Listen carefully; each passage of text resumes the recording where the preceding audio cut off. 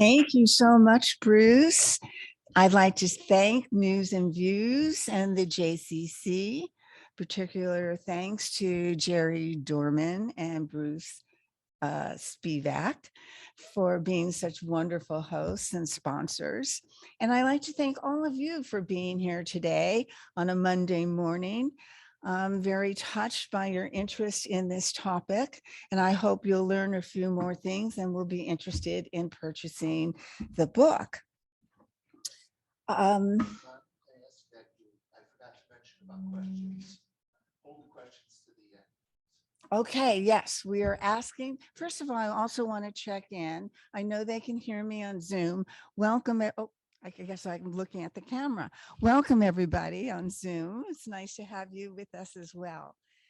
We were asking if you have questions to hold to the end of the presentation. I love questions from the audience, and I hope you'll engage with me. Artists Under Fire, the BDS War Against Celebrities, Jews, and Israel is a very show-busy book. It tells the stories of artists and entertainers who have come under the crosshairs of the newest form of Jew hatred. It helps. No, you are having problems. Oh, But we have the mic. I hope this is okay for everyone on Zoom, but we're going to give it a try. Hold on, I'm sorry.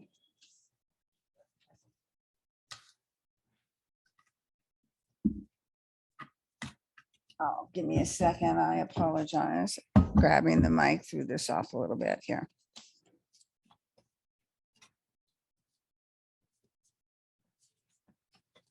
Here we go. Okay.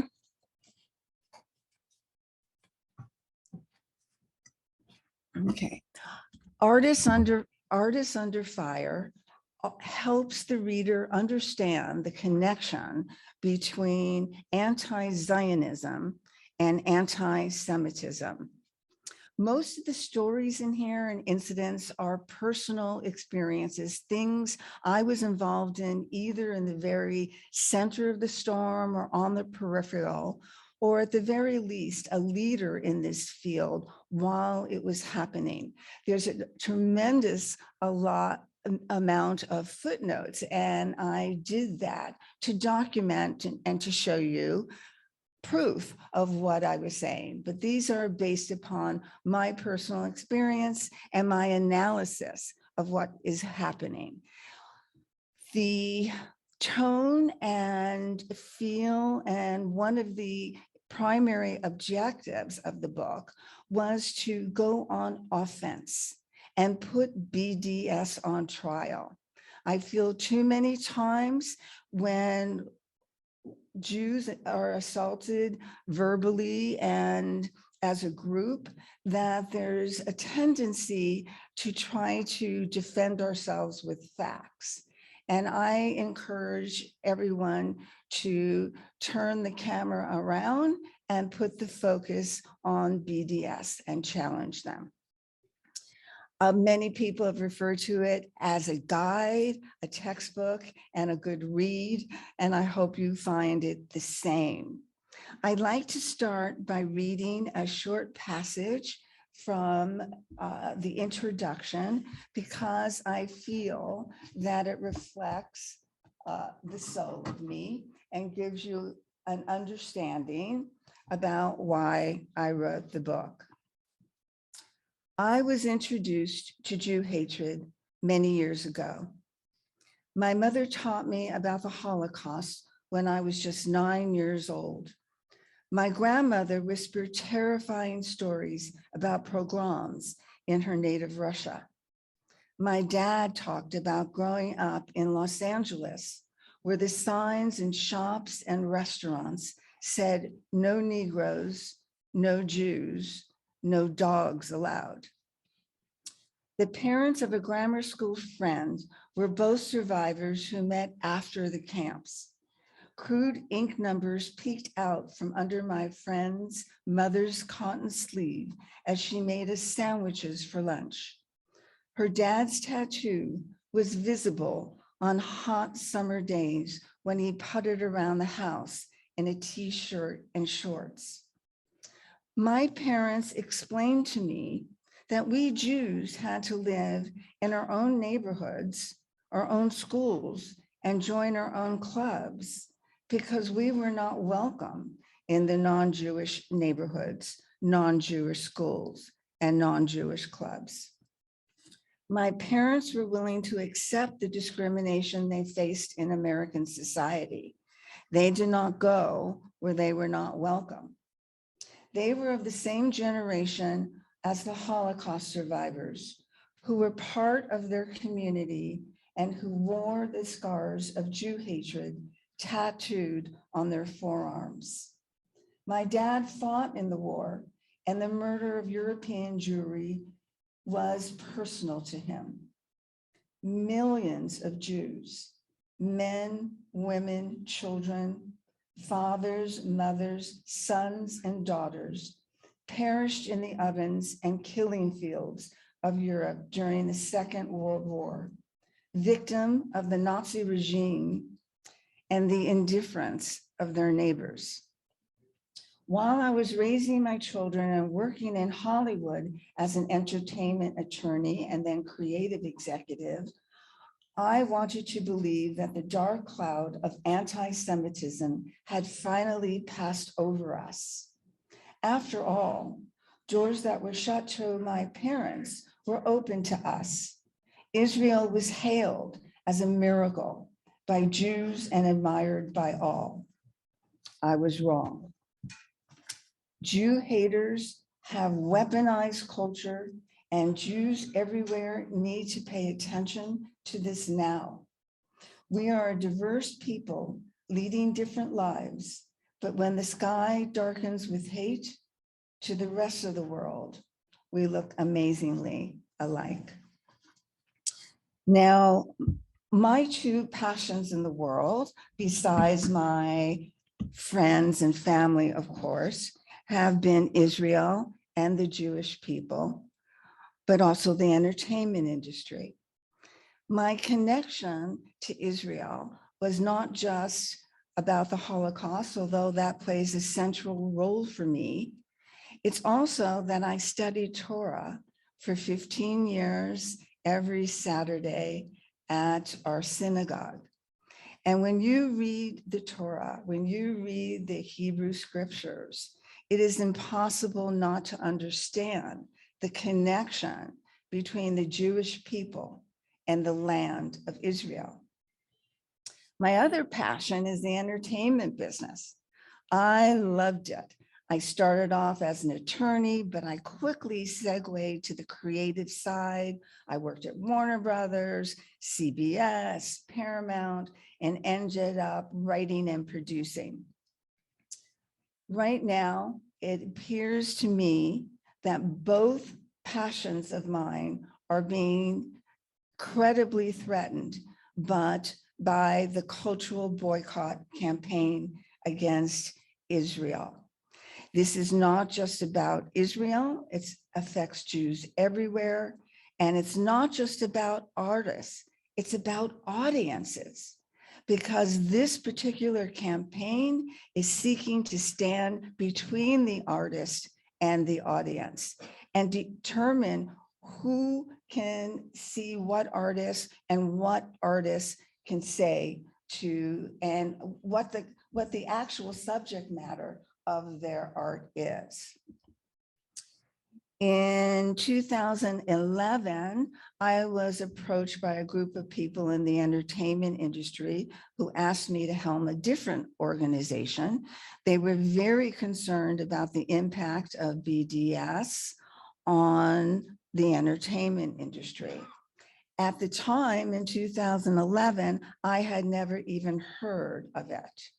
I always like to ask, and I think this group will be well informed, but I'd like to ask, how many people here are familiar with BDS and the boycott, divestment, and sanctions campaign? Okay, well, that's certainly majority, substantial majority. So very briefly, I will say that the goal of the campaign is to deny the right of Jews to have a country in their indigenous homeland.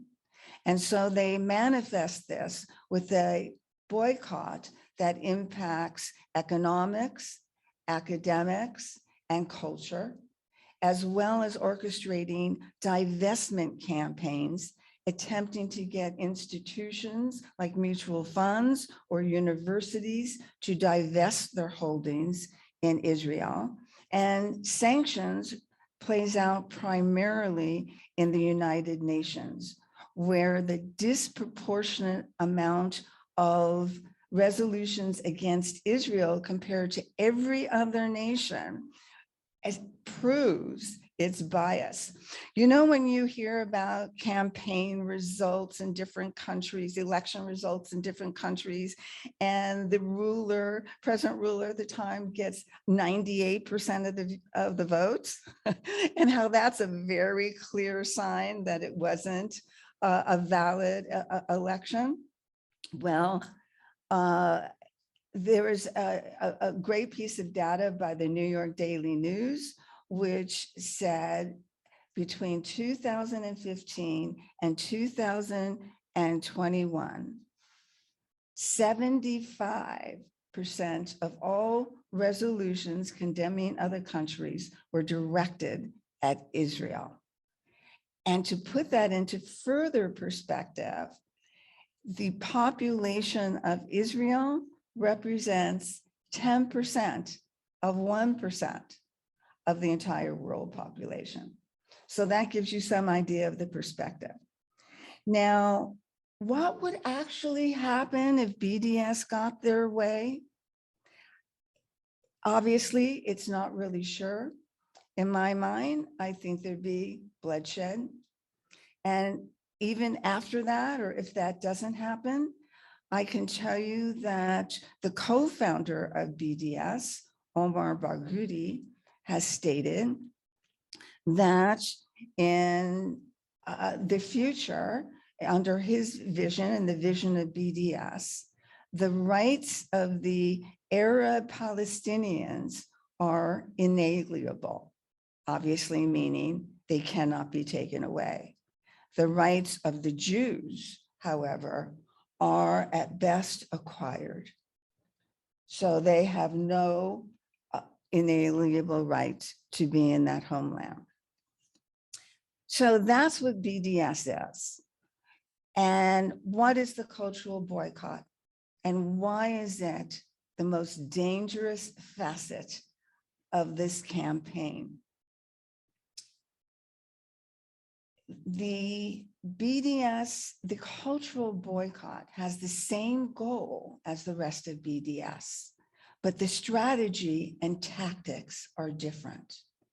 The strategy is to use the celebrity of entertainers and artists to disseminate misinformation, disinformation, slanderous lies about the Jews of Israel all over the world, and therefore poisoning hearts and minds. The more lies people hear about Jews, the more precarious the situation becomes. Violence, discrimination, expulsion of Jews is always, throughout history, preceded by vicious lies about Jews.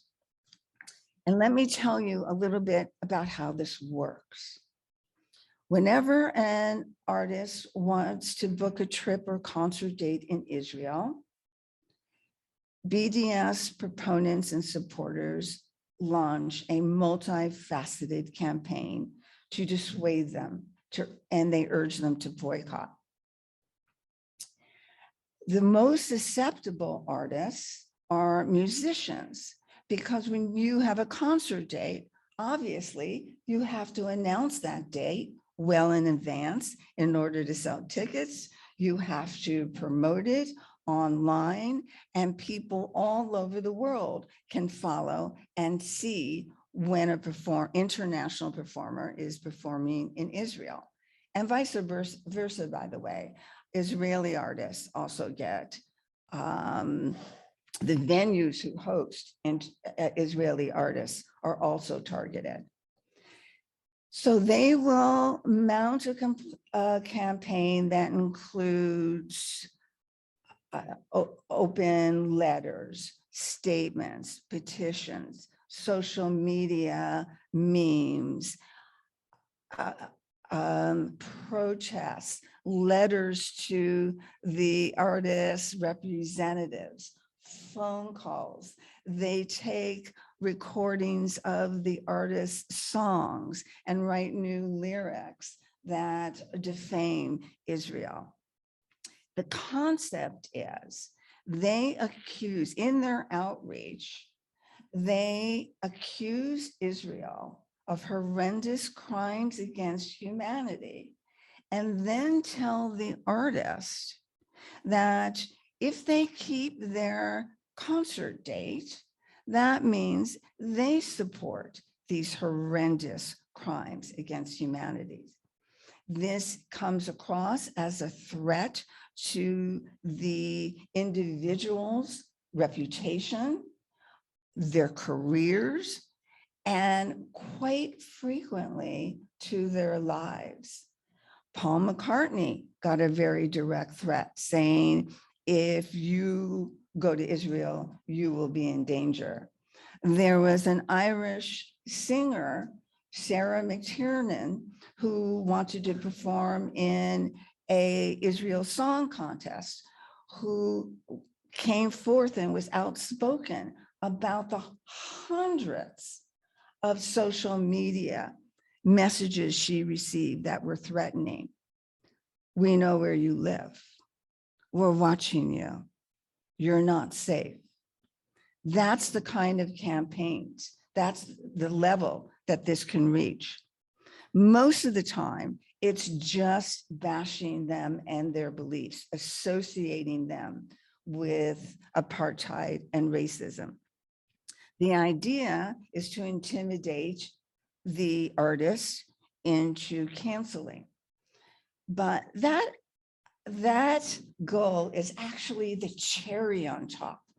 What they are really interested in doing and what they always achieve, regardless of how successful the boycott campaign is they get their disinformation passed around and spread all over the globe. And just to make clear, very, very few artists cancel, and even fewer cancel in support of BDS. Some cancel because there's just too much intimidation and there's concern on the part of their representatives, but the vast majority do not. So why is this still a winning strategy? Is because it's repeating and repeating and repeating the lies about the Jews of Israel. And celebrities are media magnets. They are news stories that draw the attention of the public. There can be a divestment campaign at the University of Irvine, and not too many people outside of those most engaged or the local community may become aware of it. But you target a big name celebrity, Rihanna, Bon Jovi, Elton John, Dua Lipa, a myriad of DJs, jazz performers. Those stories get picked up by traditional newspapers, by TV shows, print. And each and every time, first of all, there's way too many of them who are not fair-handed at all about this and don't present any counter position. or point out how that there's hundreds of artists who go there and are ignoring the boycott. But even when they do, every single one, as part of the story, explains what BDS, what the BDS accusations are. So the accusations get repeated over and over again. And I like to make clear the way they will set it up is they will pretend that their statements and open letters and petitions are educating the performer. That is not the goal. The goal is intimidation and dissemination of propaganda. The other thing that where I urge people to go on the offense and recognize is that this is a censorship campaign. They are attempting to censor where an artist can perform, and for Israeli artists, what can be part of their art. And there are some festivals around the world who, when they come under and fall to BDS pressure, will insist that the Israeli artist's film has to take an anti-Israel perspective. They are against cultural exchange. They go out of their way to prevent artists who want to perform for both their fans in Israel and outside in the West Bank, Judea and Samaria. They want to, I don't know if you're familiar with Eddie Izzard. Is anyone familiar? Okay, he's a stand-up comic and he performed in Israel, and he wanted to run in a marathon that they were having in the West Bank, whose purpose was to draw attention to their concerns about freedom of movement for the Palestinians in the West Bank. And he is a big draw. He gets a lot of attention. He's very, very popular throughout Europe. They wouldn't allow him to come. A recent group, this happens over and over and over again. They won't let, one of the things I was deeply involved with was the Scarlett Johansson, what happened to her when she supported an Israeli-made product, SodaStream, and they were doing an advertisement for her, with her at Super Bowl. Now, the manufacturing company for SodaStream was on the border, but it was in the West Bank. It provided fantastic jobs for the Palestinians who worked there. Total equality across the board. They were represented in all facets. It was the exemplary ideal of the way we all hope people can get along and work together. And yet they launched a vicious campaign against her because their concern is not benefiting the Arab community there. Their goal is to deny the existence of a Jewish homeland. And I also call it anti-peace because of just that. There's, and all the time I've been doing this, and this has been 11 years, I have never seen a statement, a petition, a letter, a blog, anything that encouraged reconciliation, encouraged an artist to help musicians, Arab musicians, that, or bring, better yet, create schools or groups where young artists from across the board can learn to get along with each other. It's never, ever happened. How am I doing for time? I guess I'm doing pretty well. As long as you- Okay. So there's lots and lots of stories. There's Scarlett, there's Eddie. Anyway, the book, and one of the fun things about the book too, is that you get to hear the artists in their own words. I start each chapter with a quote from an artist. Their stories are woven throughout, and I show lots and lots of, or give examples of lots and lots of stories. So now I want to also talk about one of the main points of the book, which is that anti-Zionism is anti-Semitism. And the question is always raised, well, when does criticism of Israel become anti-Semitism? And the answer is, and there'll be a lot of people who give you different answers, but I really focus in because I'm telling stories and using quotes by real human beings. It becomes Jew hatred, and I prefer that term, by the way, to talk about Jew hatred for a variety of reasons.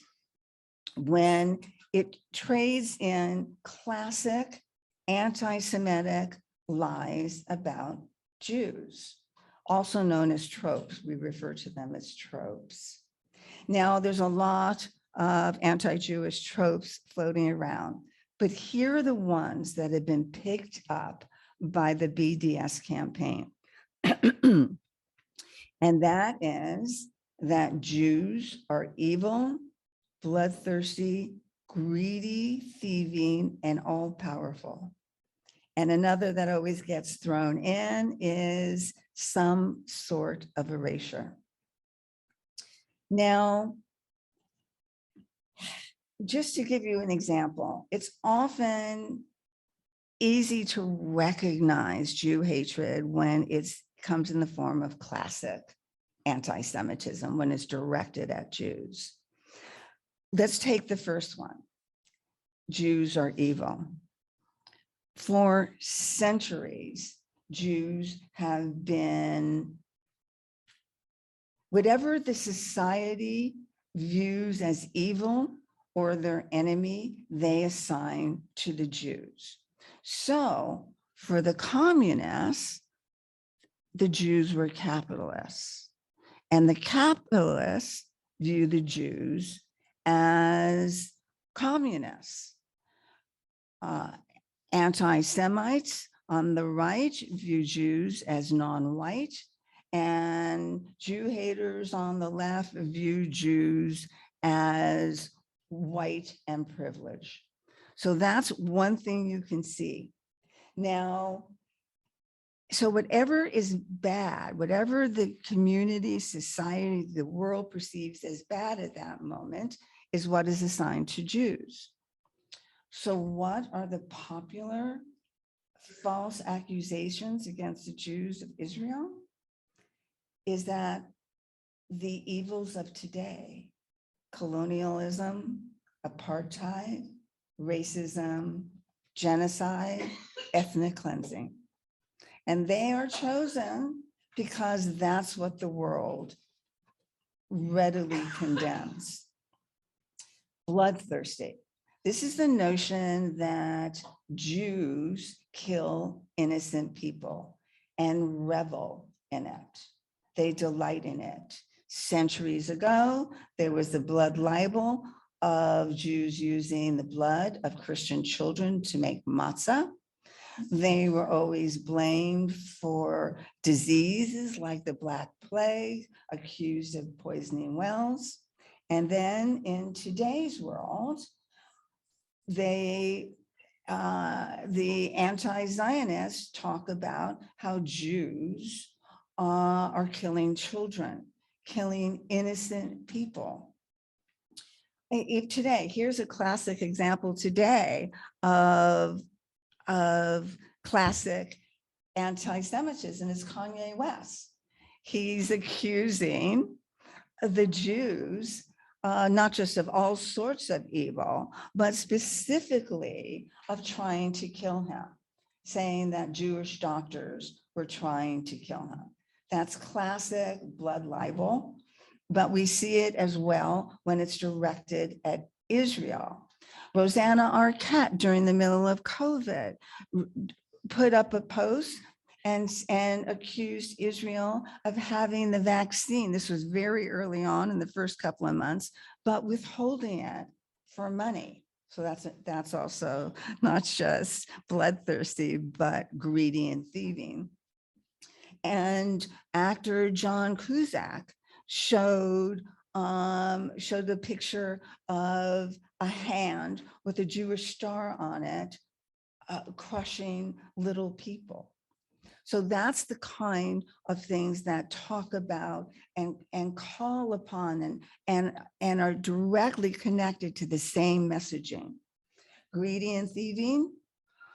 Kanye West is accusing the Jews of stealing Black identity and stealing his money. Black identity, meaning that the Jews of today are not the true Jews of the Bible. And in fact, Black people are that. And Jews have stolen their identity.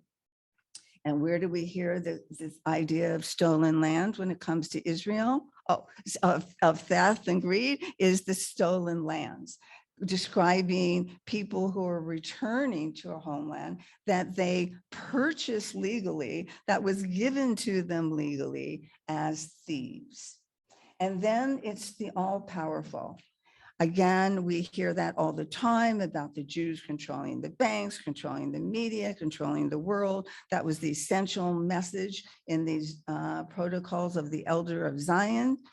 And once again, Kanye West is doing that exact thing, saying that's the Jews that got him fired, not his own words, totally neglecting the fact that today, in today's world, cancel